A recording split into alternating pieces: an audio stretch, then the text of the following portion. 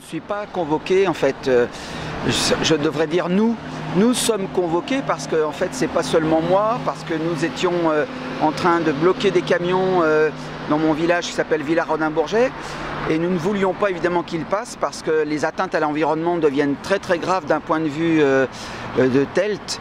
Car ce chantier, tunnel euralpin Lyon-Turin, du Lyon-Turin, ne cesse d'apporter des nuisances au quotidien pour les habitants, mais également, et ce qui est plus grave évidemment, pour l'environnement.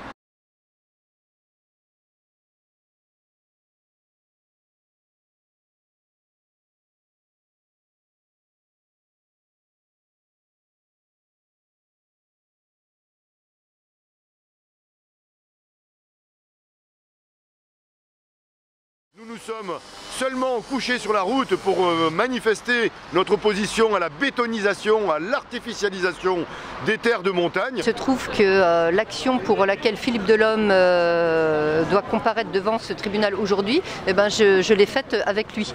Donc je me sens forcément particulièrement concernée, mais même si je n'avais pas fait cette action-là, il s'agit de la criminalisation des militants écologistes. Et c'est une façon de vouloir faire taire ceux qui luttent et qui luttent quand même pour notre bien commun. Je crois qu'encore une fois, TELT est devant le tribunal, c'est pas nous qui sommes devant le tribunal, c'est bien TELT. Enfin, on va enfin savoir que TELT en fait n'est pas une entreprise qui soit écologique, mais tout à fait l'inverse. J'ai moi-même été poursuivi en 2014 par Lyon-Turin Ferroviaire et son président Monsieur Duménil, et ils avaient déjà perdu à l'époque leur procès. Et dans ce dossier, la répression, toutes les mesures et toutes les contraintes pèsent sur toutes les voix discordantes. On ne les laisse jamais s'exprimer. Et pour mémoire, même pendant l'enquête d'utilité publique en 2012, les plaques d'immatriculation étaient relevées par la gendarmerie à chaque fois qu'il y avait une réunion avec les commissaires enquêteurs. C'est dire l'ambiance de ce dossier, ne jamais laisser s'exprimer quelque opposition que ce soit. Donc il y a cette crise institutionnelle qui est là, mais il y a aussi la crise écologique. Donc, il y a une crispation, puisqu'il va falloir qu'on change de système et que ce système en place lutte à mort pour rien changer. Mais quels sont ces bruits qui viennent du fin fond de la vallée?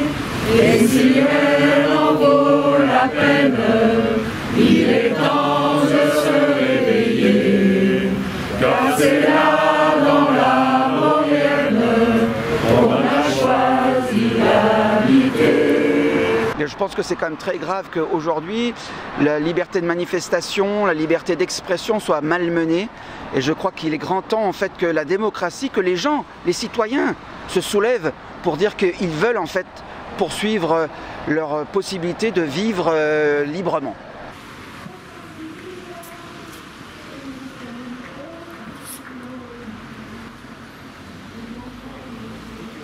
Philippe Delhomme est un défenseur de l'environnement, c'est un éco-citoyen qui ne fait ni plus ni moins que de faire appliquer la charte de l'environnement, mais qui l'accuse? Bien évidemment, ceux qui l'accusent, c'est ceux qui saccagent l'environnement. C'est TELT, la société qui creuse un gigantesque tunnel qui ne servira visiblement à rien, puisque de toute façon, on peut utiliser non seulement la ligne existante, mais en plus, les échanges matériels de marchandises entre l'Italie et la France ont eu tendance à diminuer depuis les années 2000.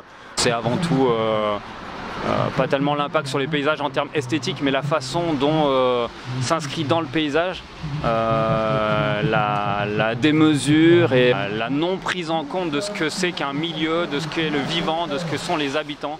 Donc ces projets démesurés, ici c'est Lyon-Turin, ailleurs ça va être des méga-bassines ou le Grand Paris et l'anneau de tramway et de métro.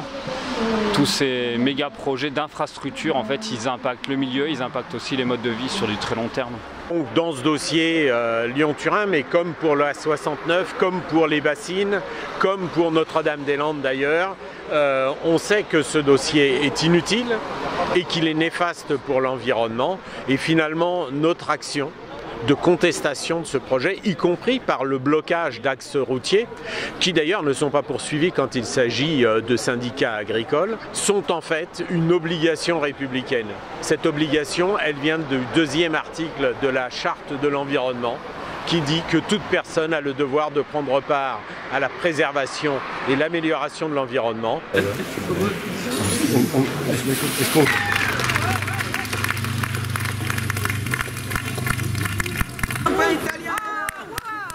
Et donc on va pouvoir fêter ça relax.